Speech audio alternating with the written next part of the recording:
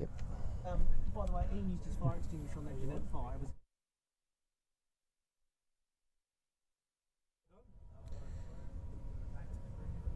Welcome back to the improved production 2016 Castrol Edge Nationals here at Phillip Island.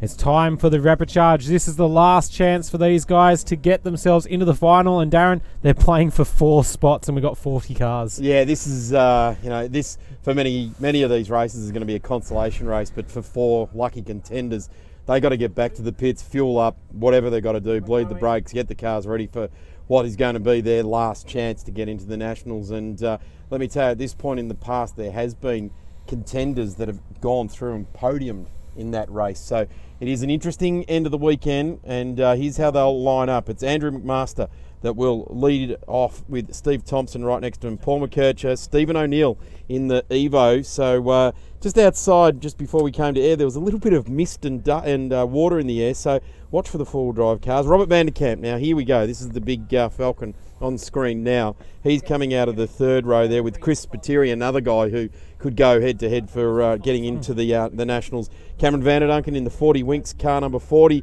Out of 7, out of 8 is Paul Vermeulen. Sean Weibergen in the 95. George Mitchell in the number 61 out of 10. Lee Forrest fighting ever so hard. And you'd have to say that there is a big weight of support for Lee to be one of those guys that gets through in out of this repechage race into the Nationals later on this afternoon. Scotty Cook, Anthony Morris, Michael King, Dave Worrell, Malcolm Henley in the 56 RX-7, Graham Shear in the little 808, Andrew Morris in the Commodore, Lachlan O'Brien, Blair Cool, a guy who's been around for a long time at this game, Stewie Barlow, Grant Ogle, another car that will push hard, Wayne Decker in that Audi, our only Audi racing in this race this weekend, Brucey Henley, Rolfie Mammers, the smiling Rolf Mammers, Jeff Kingston, Peter Draham, David Barry and Scott Wilson in that Commodore, who's had a torrid weekend, hasn't he? He's had a struggle, but he's still out there for the repechage, and we know at Phillip Island anything can happen, and it probably will. So we've seen some wild races already from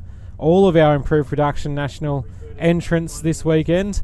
It'll be interesting to see what happens here. I'm going to be watching out for Lee Forrest to really drive his way through. Robert Vanderkamp probably will get the foot down as well in the Falcon, and if they can just pick up a couple of positions, the incentive's there, isn't it? So it's going to be one to watch down into Honda on the first time, and we'll see what happens from there as the lights come on for this final race before the last race of the weekend, and we're away, and it looks like the leaders have got a pretty good start. Cameron Vanderduncan to the inside. He's going to try to take a few as they come across the crest for the first time. McMaster is losing out there. Oh, look at Lee Forrest down the inside. He O'Neill follows the blue RX-7 through there as well, but Vanderkamp has just disappeared into his own tyre smoke in the number 43. He's being ranged up on now. There is a charge in that Datsun there. Scott Wilson, is it? Yeah. He's come around the outside. So he started last in this race by our list, and he's managed to get a launch and get himself up the inside, though. A little bit of smoke from the inside as O'Neill and McMaster fight hard for the lead, and these guys make the charge down the hill and will swing around to the right. There they go. So unfortunately our Honda camera seems to have gone down for the moment. We've got the tech guys working on trying to get that back up, so we don't have anything from that angle as McMaster lights it up out of the corner. O'Neill chasing him. Behind them is Cameron Vanderduncan, and then you've got the Valiant, which one for this 1970s fans of Australian motorsport, they'll be wanting to see that come through. Yeah, Gary O'Brien will be watching very closely to see his big Valiant Charger come through there as they stream around through the back part of the course there. Lee Forrest, the yellow Celica, is really impressing on this field. Vanderkamp has gone down one to Lee now, so Lee is pushing hard. He looks to be ranging it just up on the back of this second group in this race as across the top of Lukey Heights they go. There's Forrest. McMaster is trying to hold off. There we go. We got to it a little bit late, but you can see that Cameron Vanderduncan is trying to make a run. O'Neill is right there as well. Now, O'Neill is one of the ones in Victoria who's been having a pretty decent run. McMaster has been a top 10 car in New South Wales, as that's the lead change right there with 7 laps in this race. Cameron Vanderduncan wants to lead from the front and take away here. So McMaster with it all to do. This is our top 3. These guys have probably made the repechage at this rate.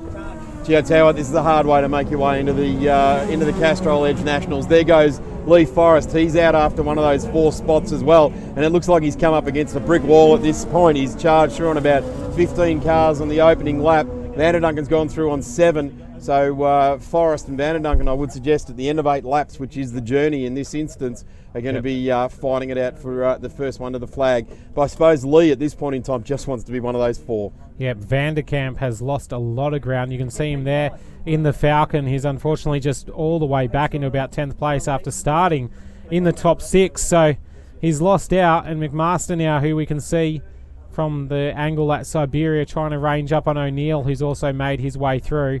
And that means McMaster now on the bubble. And we've got a battle pack just behind that's developing.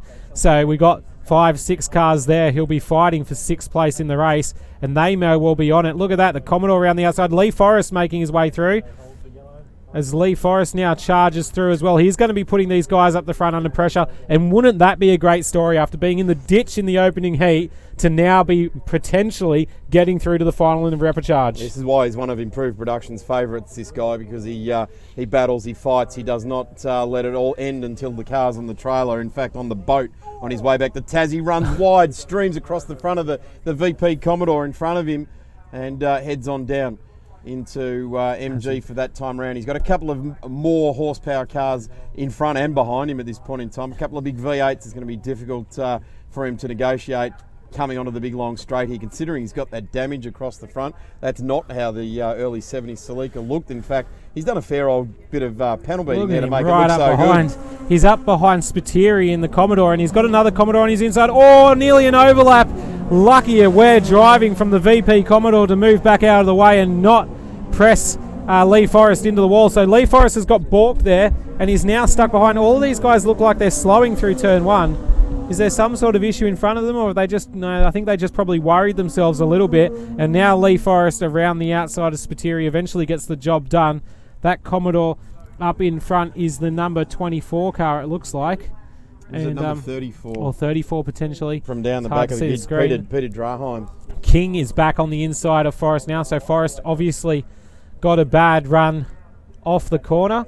And now King has managed to get past him. He'll have a look to the inside of Spiteri, you'd have to think. No, he doesn't get the job done there. Needs to sit in behind for the moment. And look at them all lighting up the rears. They're not worrying about finesse anymore. It's just dump it and go. Trying to get those last 4 spots to get the last race for the season. And fittingly, the Nationals is the last race for the season this year. It sometimes gets plonked throughout different times of the year for this race. Yeah, it's always hard to try to figure out where to position it with all those different calendars around the nation that you have to work with. Island Magic really worked out for everybody here, as it is 24 across the top. So we've got a wrong number on our grid sheet. And number 24 is Ashley Barnett. It says in the VN Commodore, but actually that's a VP, that one. That's correct. And where is it on our timing screen? It doesn't even look like it's properly Ashley Barnett. There it is, yeah. Okay. So they are fighting for position. He hasn't been able to get past McMaster after getting that run. And McMaster is going to continue holding him off and is right on the bubble for those spots.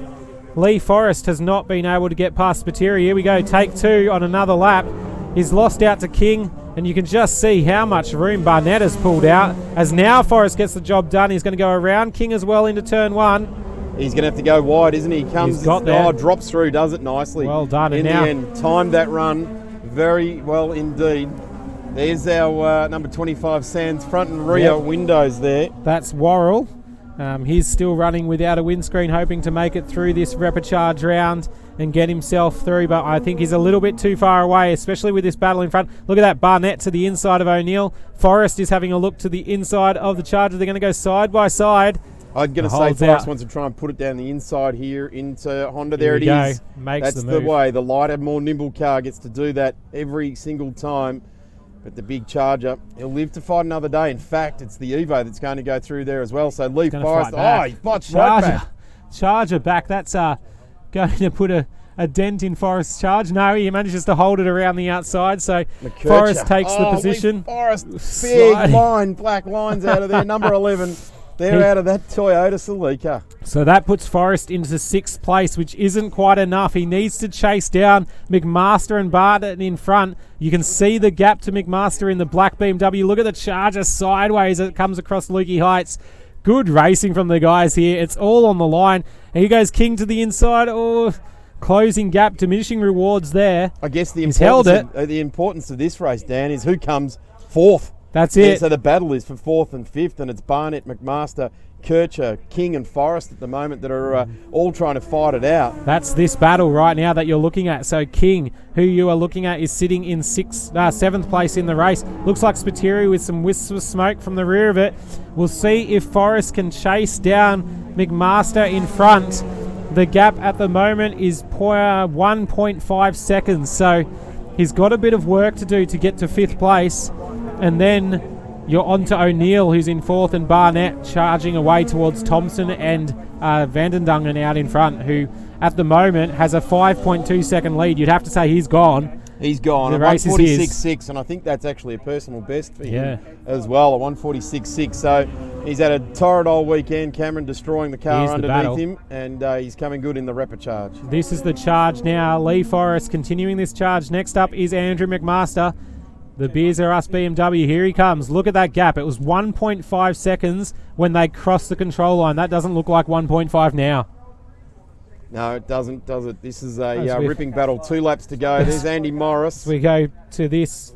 Morris just stalling out. So I don't know where Lee Forrest is, but he's closing the gap on McMaster. We had it on screen and we've lost it now. So we'll try to find that battle for you, because this is not the interesting part of the race. Unfortunately, we're looking at something that really doesn't matter right now. There we go. Back to Lee Forrest as he comes over the top looking for McMaster. This is for the last few places potentially to get into. He needs to get to O'Neill, 2 in front. So Lee Forrest is operating in the 148 deads at the moment. The 2 cars in front, 149. So he's got the pace under him. But at this stage, it's now about driving past them. He's been quick in a straight line. He's nailed a couple of the V8s in a straight line. You'd expect that if he's done it to a V8 in a straight line, he might be able to get through on a BMW and certainly on the four-wheel drive Evo. He's driving the wheels off that thing. There Here he goes goes. Forrest down the straight. To We'll the stay with inside. him because he is fighting for life here to get through to the main race. The biggest problem is in the main race in the Castrol Edge He'll be at the Nationals. back. He'll be at the back with Because Cameron Vandendungen. Does all this work, gets put to the back of the field, and when you've got 50 cars sitting on the start line, it's hard enough to see the lights, let alone knowing that you've got to try to pass Ray Hislop, who will Yeah. be charging away out in front, Well, seeking yet another title. I dare say they're parked on the boat back home right next to each other on their trailers, those two. They've been Two racing varying each other. stories of weekends, Yeah, isn't it? yeah, well, Same boat. both tough gigs to the start That's of the it. weekend. As we go to black screen now, we're back. That That's was just to unfortunate. remind you all we're racing here. That was unfortunately, that's the angle usually for our Honda camera, but technology has failed us here in the repechage, and Gio we're having Neal to is watch. going to have to hang on here, isn't he? Oh, Lee it's gonna Forrest. be You'd hard have to for him. suggest the lighter, more nimble car out of these two, being that he's not carrying that heavy drive line that the Evos do. But if it was going to be inclement weather, it was one of these things, or even Kevin Ledger, who unfortunately Kevin has done Look at the valves in slide. that engine and hadn't played any further part in this weekend. Here we But go, Lee to the Forrest looks inside. to the inside. Got it done. And now Lee Forrest is perched on the bubble. He's taken that Got spot over there. from O'Neill. Does O'Neill have another look? We've still got a lap and about best part of a lap and a third to go. Yep. That's it. So Lee Forrest up into 4th place. So currently the cars making it through from the repechage are Vandendungen, Thompson, Barnett and Forrest, who has passed O'Neill on this lap. Andrew McMaster, who started on pole for this race, has slipped to 6th place, which is probably a huge disappointment for him because he would have been right on the bubble. And it just shows you that if you had made a couple more points during the weekend, you wouldn't be in this situation. Yeah, absolutely. So this is actually the point of the weekend where it's not for points, it's for positions on the track. And this is what racing should be about. It's about getting to that checkered flag first, because the next time we see the improved production cars out on track, no one will remember who came fourth. That's it. No one cares at 4th place. But we do care about 4th place right now because it's what gets you through to the final. And Lee Forrest, in an incredible effort this weekend, the car was in the ditch around at Hayshed in the opening heat, meant he got no points, and he's been able to drive it back through and get himself to the final. So out in front, Cameron Vandendungen will be coming towards the end of this race. He'll be starting to head towards the back section of the circuit. Sandy Morris That's continuing not on our his leader, yeah. ailing, that's for sure. Unfortunately, blue car from distance, tricking our down control at turn room. 4. That's Lee Forrest. There's Vandendungen in the Vandendungen. 40 Winks Hawthorn car, So- wringing the neck of this number 40. Everybody else has split out a little bit down the field at the moment. So this is going to be our leader. Cameron Vandendungen lifts the inside wheel in the 40 Wings car. it really is. The Repechage gives you an opportunity to shine a spotlight on a few guys who have had difficult weekends and they've had to work their way back through. And it's going to be Van den Dungen by 6.4 seconds last lap across the line. So, and it is interesting, like we said, this is the Repechage race. Nice to get the checkered flag. Nice to be the first guy to get to the checkered flag, but it really does count for naught other than a spot at the back of the grid for the Castrol Edge Yokohama Nationals later on this afternoon. Well done, Cameron Van den Dungen. You're now going to the back of the class, and you will restart from there as we go further back and see Henley trying to chase down Vellemuren for 12th place in the race. Oh, no, we're coming back again to see... Oh, that's Henley. So we've got Malcolm two Henleys in Henley. the race, Yeah, that's sorry. Malcolm Henley. I think that's Bruce. That's I think Bruce. Malcolm's in the other yellow one. and blue Yeah. one, that's right. They all drive RX-7s. They all get out there with Henley on the door. So Duncan to Barnett, Thompson and Forrest, they're the ones Yep. that will go through as Lee Forrest has fought hard, and you've got to suggest that that's his rightful home to be in the main race, albeit the last on the grid. And McBride here is going to chase Henley to the line. So that'll be the end of his race. Doesn't look like the Mini's going to make a run back on the RX-7, is it? I guess No. the consolation now is that these guys get to stand up on top of the pit garage and watch the big guns go Watch for that. it, isn't it? That's They all it. had aspirations of going to that race before when they came here this weekend. No one wanted to be in the Repechage race, but unfortunately that's the way it is. They do get another 8-lapper at the end of the weekend on what has been a torrid day here at Phillip Island as far as races and crashes and safety cars has been concerned. Well, it was nice to get a clean one in, which isn't what we would have expected really from the Repechage when everybody is fighting so hard for position. But well done to all of our drivers. So Van den Dungen is through to the final now. So is Barnett, Thompson and Forrest have got through. They're the only ones that really count at the end of this race. Our stream will resume. Oh, geez, getting tired in here after a long day. Resume in 30 minutes time. Until then, we'll be back with the under 2 litre Nationals race as Bruce Henley, he's got a handy bottle of water in the car with him. So